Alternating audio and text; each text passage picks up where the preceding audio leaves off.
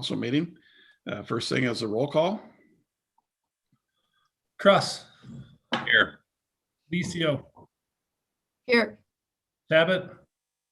Here. Ward. Here. Olson. Here.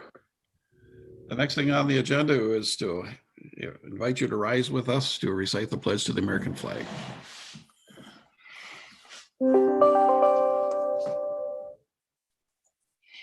I pledge allegiance to the flag of the United States of America and to the republic for which it stands, one nation, under God, indivisible, with liberty and justice for all.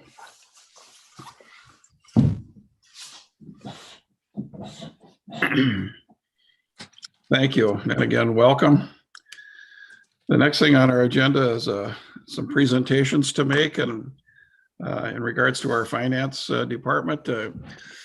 I feel bad because we're not doing this where we can shake hands and congratulate people and get a picture, but we'll do the next best thing that we can.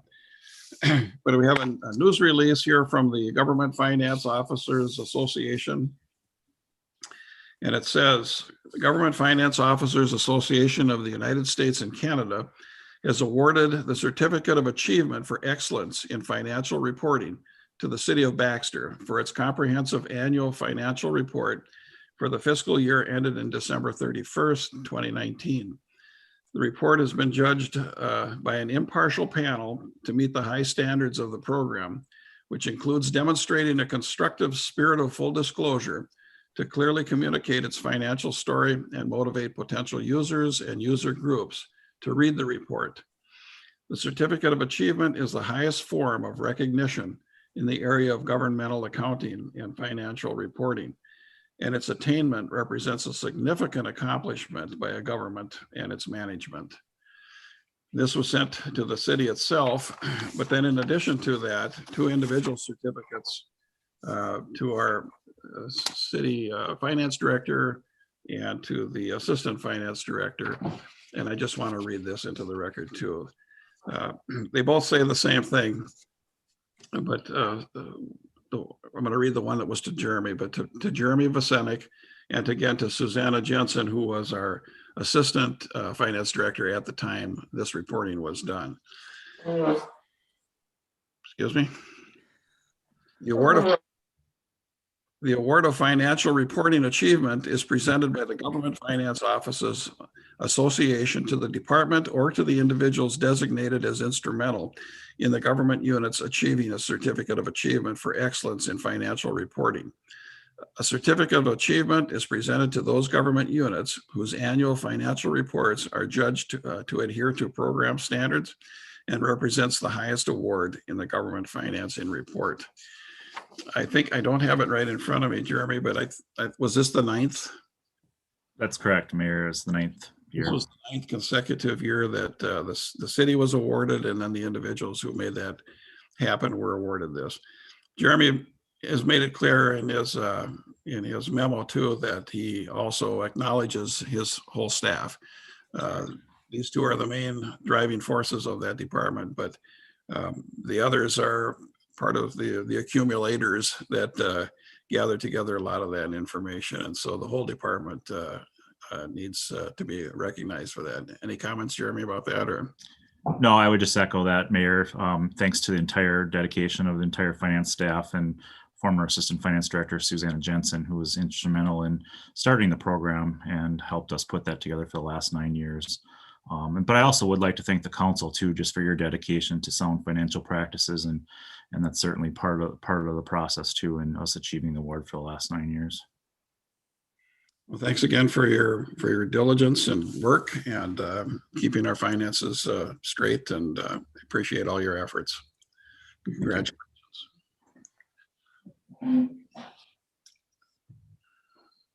There it is. All right, moving ahead, we'll go to the any additions or changes to the agenda, Brad? There are none, Mayor. Any public comments? We received none. Okay. Well, we'll move ahead then to the consent agenda. The following items are considered non-controversial by staff and are recommended to be read and passed in one motion. Any council person, staff or citizen or meeting attendee can request one or more items be pulled from the consent agenda, and the item will be pulled and addressed immediately after the passage of the consent agenda. Otherwise, the following items will be passed in one motion. A, approve the city council work session minutes from March 2nd, 2021. B, approve city council minutes from March 2nd, 2021.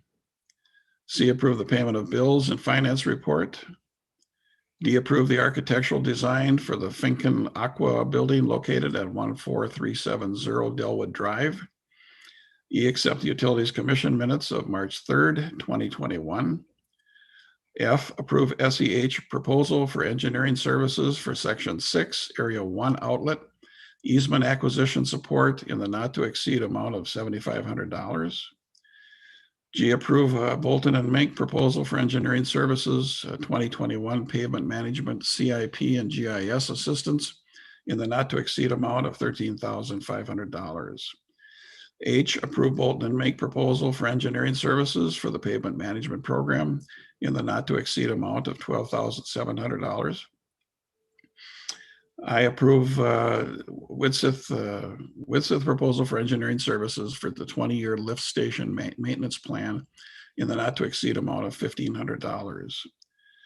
J, approve Widsith proposal for engineering services for lift station number 14 in the not to exceed amount of $11,500. K, approve the streets and utilities internship job description and authorize staff to commence the process of filling the street and utilities internship position. L, accept planning commission meeting minutes from March 9th, 2021. M, approve resolution 2021-015, approving the conditional use permit to expand a legally non-conforming structure on a riparian lot and a variance to exceed 1,800 square feet of accessory structure area for property located at 12876 Knollwood Drive. And approve the Walmart Stormwater Facilities Maintenance Agreement. O, adopt resolution 2021-014, approving and authorizing the execution of a first amendment to the tax increment development agreement between the city of Baxter and T&E Properties, LLC. P, accept Architectural Review Commission meeting minutes from March 15th, 2021. Q, authorize the completion of surveying the Southwest Baxter open space property to be paid for with federal grant dollars. Look for a motion to approve the consent agenda. Motion to approve the consent agenda. Motion by Cross, Second. second by Alessio. Any further discussion? Roll call. Cross, Yes. Licio, Yes. Tabit, Yes. Ward, yes, Olson. Yes. Moving on to 9A, adopt resolution 2021-012, receiving the feasibility report and calling the improvement hearing for the 2021 mill and overlay and full depth reclamation improvements project tabled from March 2nd, 2021. Yes, Mayor. As we talked about in the work session, council did table this item from the March 2nd meeting. We have our staff and consultant from Widseth has provided you with the update and report during the work session, and we're looking for action from the council. Questions or comments, council? Motion to approve. Motion by Cross. Second by Ward. Any further discussion? Roll call. Cross, Yes. Licio, Yes. Tabit, I'm going to abstain from this vote. Okay. Ward, yes, Olson. Yes. B, adopt resolution number 2021-013, approving plans and specification and authorize advertising for bids for the 2021 mill and overlay and full depth reclamation improvements tabled from March 2nd, 2021. Similar to the previous item, we did present our findings from the request from council that was part of the table from the last meeting. So we're again looking for action. Motion to approve. Motion by Cross, second, by Licio. Any further discussion or comments? Roll call? Cross, Yes. Licio, yes, Tabit, Abstain. Ward, yes, Olson. Yes. That motion carries also. C, approve SEH proposal for water treatment plant repairs in the not to exceed amount of $144,050. Mayor, tonight we have Miles Jensen from SEH who is here to lay out a proposal for you for the water treatment repairs. We brought in SEH as a consultant to help with identifying the problems and coming up with a solution. At this point in time, I'll turn it over to Miles to provide a more detailed explanation of the proposal. Okay, Miles? Good evening, Mr. Mayor, council members, and city staff. I'd like to thank you for consideration to SEH when I introduce myself. So Miles Jensen, I'm the Water Practice Center leader for SEH. I'm in my 37th year doing water treatment plant projects, and I probably have getting close to 100 different water treatment plant designs. Many of them are reconstructs, but still plenty of new ones: surface water, groundwater, all sorts of different advanced treatment processes. And so for this particular project, we were brought in to take a look at the existing condition of the filters and to try to get a better understanding as to what had transpired. Moving forward from that, our charge was to put together a proposal that you have in front of you to reconstruct the filters, as well as to look at the treatment plant in terms of its condition, provide a condition assessment to help us to decide were there any, what is the extent of impacts from the media loss and underdrain failure, as well as just to help you all put together a plan for future equipment replacement. The facility is 14 years old now, and at that time, it's fairly well recommended to start to put together a plan for an orderly replacement of those exhaustible items. Not all equipment will last 50 years. A lot of equipment starts to go at 10 years or 15 years, and then just depending on its service life and its makeup, maybe it can go longer. But it's a good idea to put that together. So once we work with staff to come up with an understanding of how we want to procure the new filter equipment and proceed with bidding, we will put together a set of bidding documents, and we'll come back to you to share those documents and seek approval or authorization to move forward with bidding.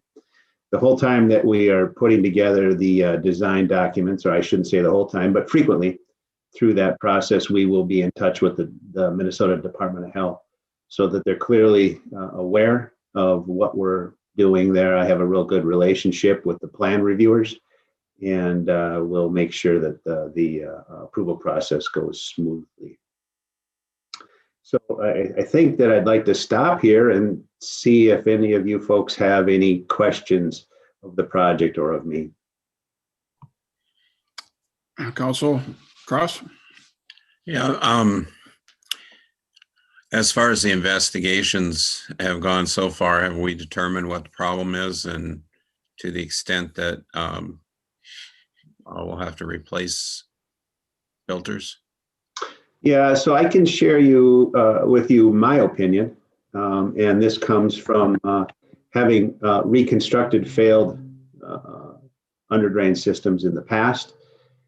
And so it's my belief that the makeup of the underdrain cap that you're probably all familiar with, it's the part that sits on top of the underdrain that it separates the filter media from, essentially going into your clear well, and that cap became plugged.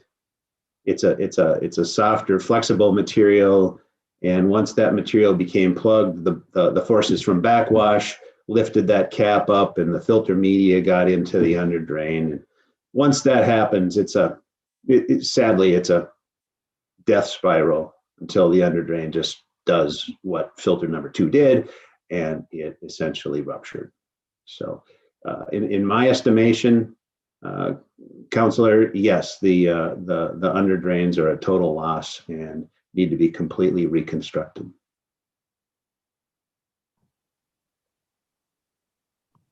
Anybody else? Brad, has there been any late breaking news from the insurance company, or?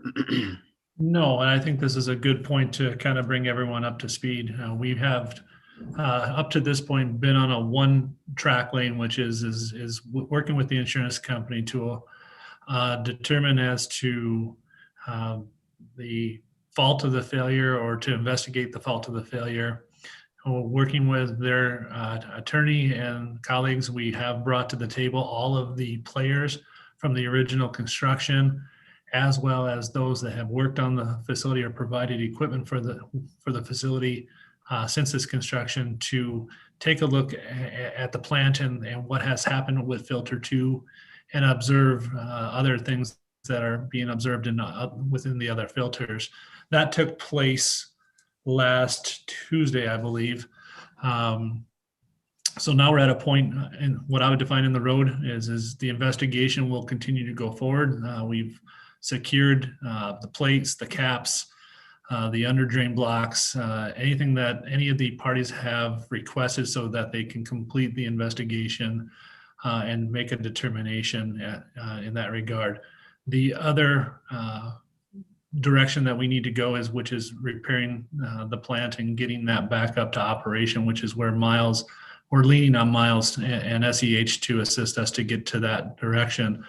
In regards, or to answer your question regarding the insurance company, there has not been a determination as to if the claim will be accepted or not, but all things are still being reviewed by the insurance company at this point. Okay, Ward? Miles, I appreciate hearing your expertise and your willingness to give your reasoning why things have happened. I want to ask one more question with your expertise. You mentioned that when the cap filled, that's what started the demise of the filter 2. What in your opinion, and obviously it's an opinion, but in your opinion, what's the reason for the cap filling? What causes the cap to fill? I mean, fail, not fill. Well, that would be maybe a point of conjecture, or certainly of other people's opinions. But bear with me for a little bit. But the cap material. So the underdrain, there's an underdrain block, and these underdrain blocks are, they essentially form like the bottom datum of each filter cell. Each filter cell is just a concrete square box, and filtered water passes through that underdrain, and it goes into your clear well, and your pumps pump it into the distribution system. So to keep filter media from getting into the underdrain, you have to have some way of retaining it. Now, in the old days, those underdrain blocks used to be clay blocks, and then they would put what they called support gravels. So it's various size graded gravels that are stacked up to kind of hold the filter media from sifting through into the underdrain. Now, as manufacturers got more sophisticated, they started making the underdrain blocks out of plastic, and then they were able to develop technologies for media retaining so that they didn't have to have the support gravels put in there. The support gravels, there's a couple things with them, and I'm trying not to get too technical here, but the support gravels can get disheveled over time, or they can move, and then that allows the filter media to sift through. Quite often, the filter media had to be vacuumed out, or the under drains actually had to be replaced. So now then they came up with these media retaining, designs, and so the one that is featured in your water treatment facility, there are these rectangular caps, or these, they're only about, let's just say, an inch thick, and then they lay on top of the blocks, and they're anchored down at various places with screws, and this cap is what they called a sintered bead cap. So it's little plastic beads that are kind of heat and swaged together so that you have this tighter porosity to hold the media. Well, the filter media that was chosen for your treatment plant is finer than some, and so the cap was designed in 2 layers, where the top layer is very, very tight, and it's swaged or heat melted, or however you want to say it, to a more porous bottom section. So now what you have is you have tight stuff and more loose stuff underneath, or more porous stuff underneath. And so I think what had happened is that interface between the really tight stuff and the not so tight stuff, I think that's what got plugged. And so when the forces of backwash try to go up through the under drain to clean the filter media, I think that force is pretty tremendous. And if it can't get through, it starts to lift those under drains. And as soon as that little plastic plate starts to lift, because it is kind of flexible, as soon as that starts to lift, then filter media can get in. And then once that happens, like I said before, it's just kind of a death spiral, because more media is going to get in. Then the pressure to backwash is going to lift the plate above that filter media, right? And then more media gets in, and it keeps doing it, and pretty soon it's just downhill. And so, situations like this have happened in the past. Not that I've not seen this block. Well, I shouldn't say that. South Bend, Indiana, I replaced a number of under drain sections because they had calcium carbonate that plugged up the under drain block, and same sort of thing happened. It ruptured, and that sort of stuff. So it does happen. Yeah, go ahead.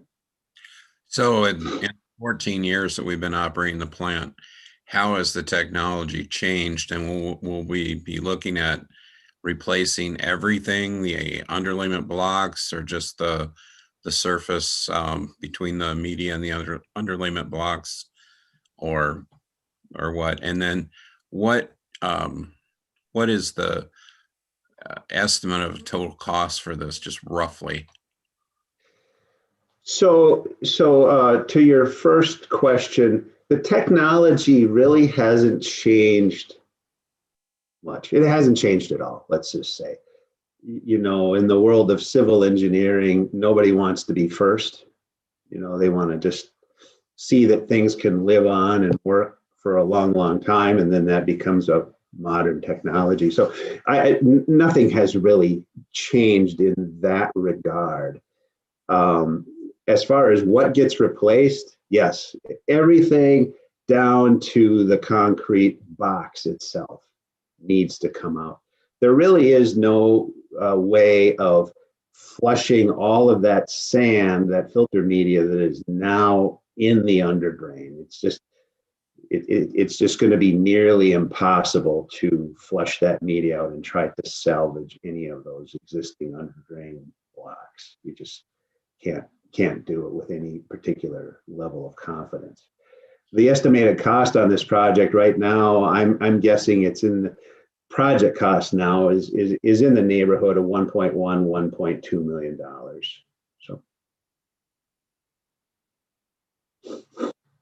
Okay, and that's for all 4 That's filters? correct. That's correct. Okay. So I do want to share with you that I put together a memo for staff a little while ago to discuss, as you pointed out, maybe different under drain technologies, and to kind of vet that a little bit to understand what the options might be. Because I can well imagine that if I were just simply to tell you we're going to put back in nearly exactly what you have, that that might not that would come as a surprise, I think. And I want to make sure that you know that we're going to vet this. Now, I will tell you that the underdrain system that you have should have performed fine. With the exception, we could debate of the selection of that cap material. I think the underdrain blocks itself are a sound design, and I've used them quite a bit. If not that manufacturer, then probably the more known, manufacturer, Leopold. Leopold is like Kleenex or Thermos. It's just kind of the basis by which those types of heterolateral underdrains are used. And Denora was it was a spin-off, I believe, of Leopold, but still functionally the same.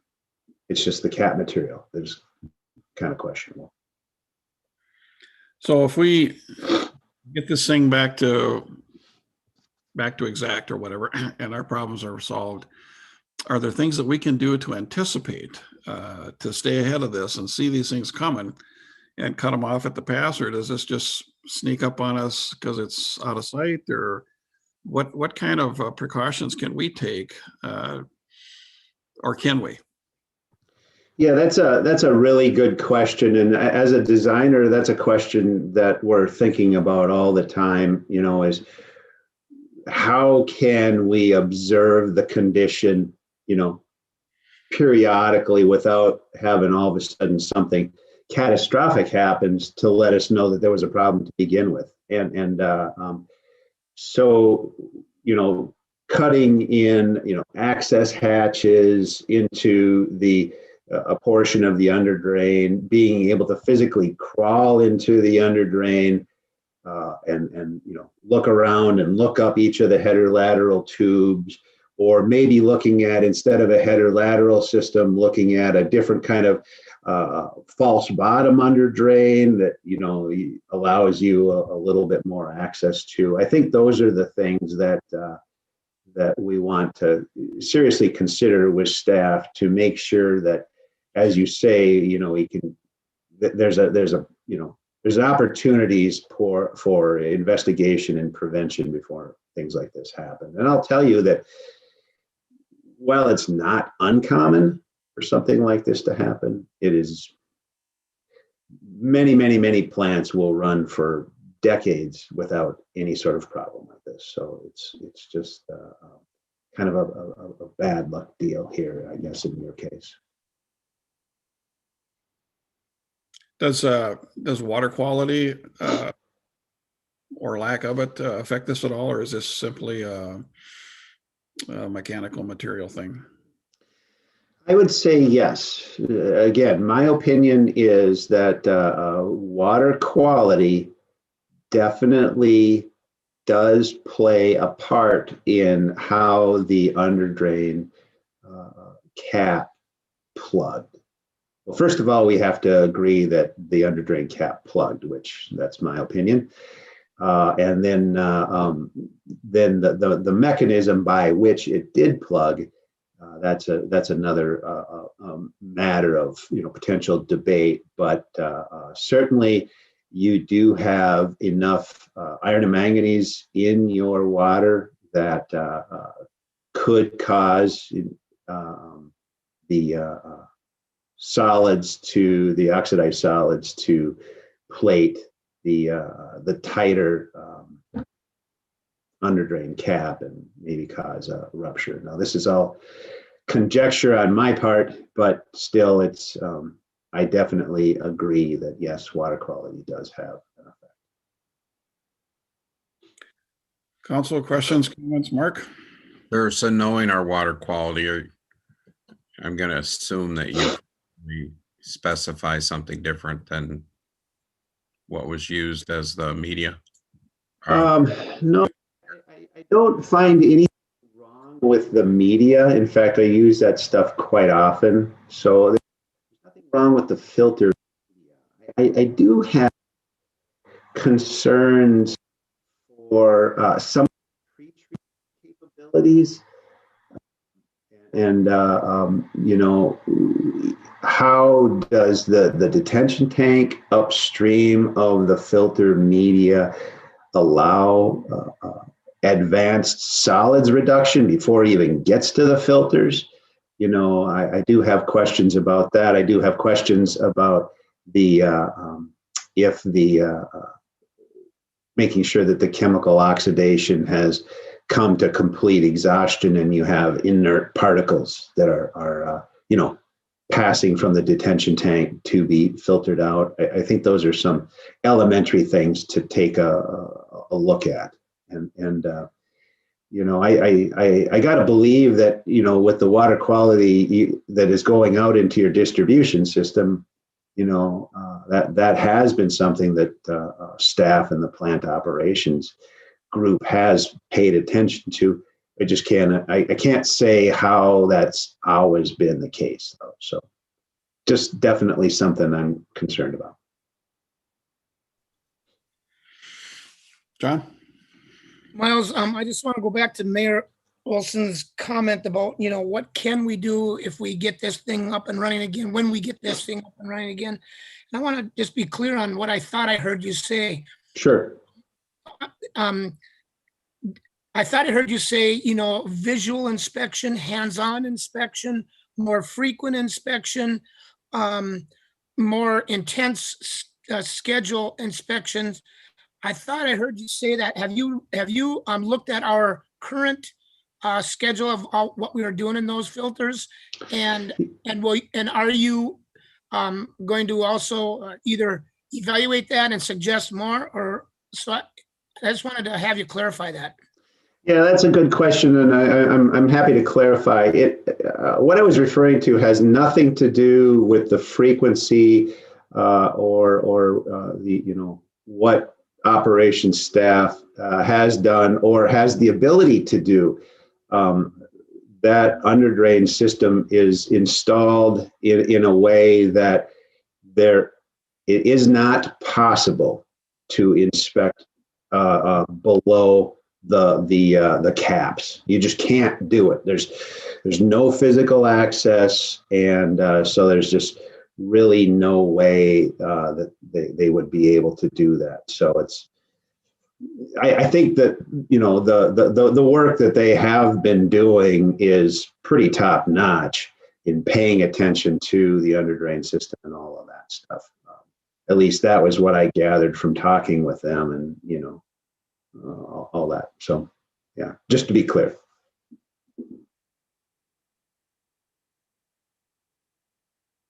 So I did want to share with you my speculation on the schedule.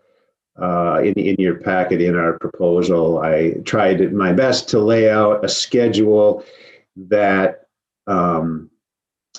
doesn't waste a lot of time or exhaust a lot of time, but yet I want you to be aware that we'll probably not be able to finish up the construction until sometime in January. That would be if we start here in late March with the kickoff meeting. It's just it's a lengthy process to procure the material and, you know, all that sort of stuff. So I just wanted you to kind of be aware of that. And then, you know, I don't want to blame it on COVID, because we've heard that many, many times, but just nobody has anything in stock right now. And so, you know, just to get delivery once shop drawings are approved is like 16 weeks or something like that. That seems to be a favorite number that manufacturers use, and so that's what we're, you know, essentially being told here too. So just wanted to share that with you. I guess based on John's question to you too, now I need a little clarification then. Yeah, sure. What I think I just heard you say was that there's no way to inspect it, so we would sit and wait until it fails again. Well, that was what I was getting at. One of the things that I wanted to sit down with staff and further discuss is, let's consider ways of putting in inspection ports and things like that, and maybe let's consider a way to change the under drain design, perhaps that would promote better opportunities for inspection below the filter media. So I don't want us to move forward and simply put back what's there without providing any sort of advanced means or means of doing a little bit better preventative inspection than what's currently available. I think that would be a big mistake. Other council members want to weigh in or have questions or comments?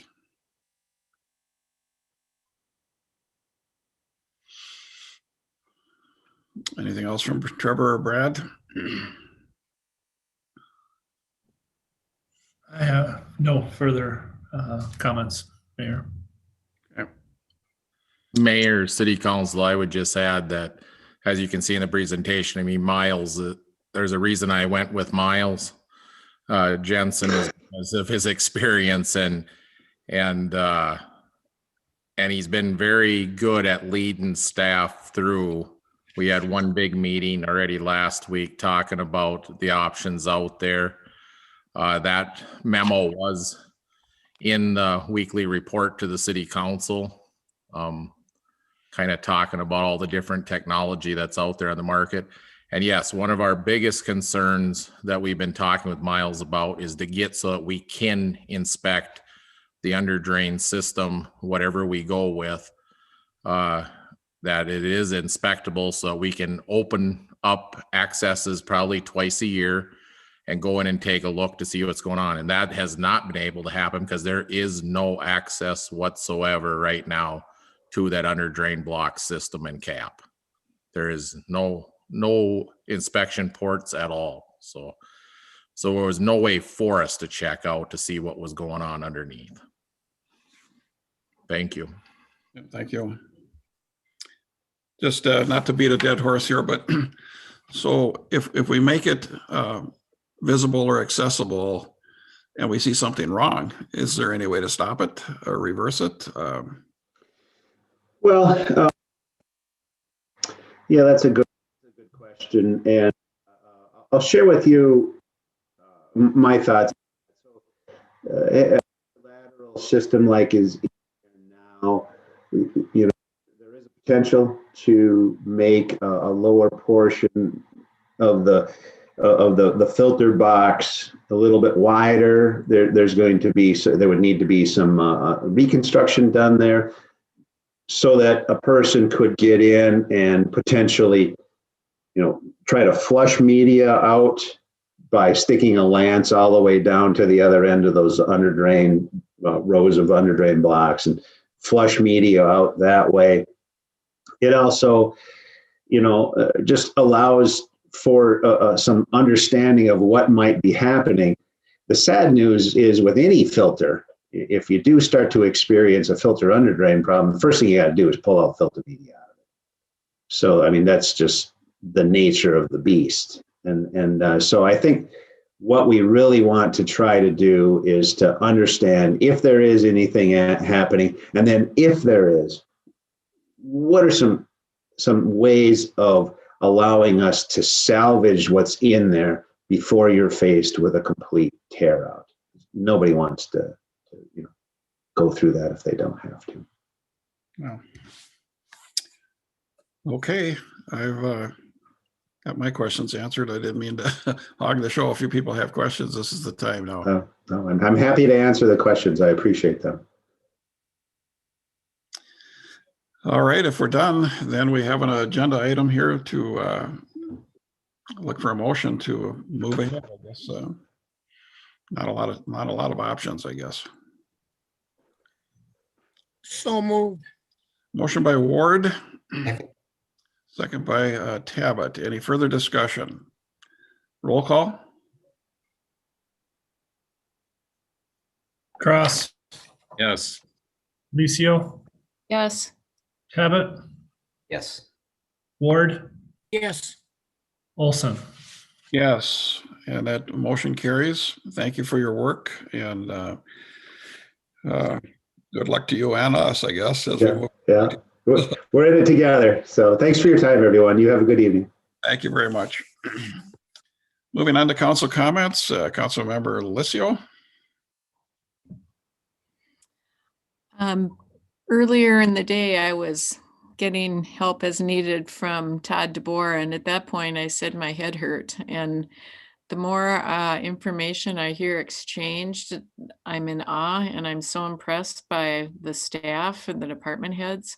All of you who are working your typical responsibilities and duties now have situations also added to your plate, whether it be about the water or the roads. So again, I'm just in awe, and I'm so appreciative. And yet every single time I reach out for a question, it gets answered immediately. So thank you, and hats off to our hardworking staff. Just impressive. Hey, thank you. Mr. Tabbitt? I'll just also say thanks to staff for the work that's going on. We, like Councilmember Licio said, we've got a lot of things going on, so it's appreciated. Okay, thank you. Mr. Ward?